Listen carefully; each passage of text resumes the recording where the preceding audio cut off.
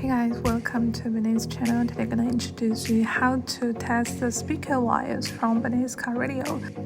First of all, you will need a 12 power single power supply. If you have nothing like this, then no need to worry. Your car battery will be a perfect choice. And actually, it is very simple. Just choose two wires which is in the same color. Then connect one of them to the positive pole of your car speaker, the other one connected to the negative pole. If one of the group has no sound, then that will be the source about the speaker has no sound problem. Sometimes the no sound problem will be the vehicle wire connection problem, but sometimes it will also be the system option chosen problem. So if you need other helps, please just leave your comments here. We will help you. Thanks for watching. Welcome to Purchase from Binize.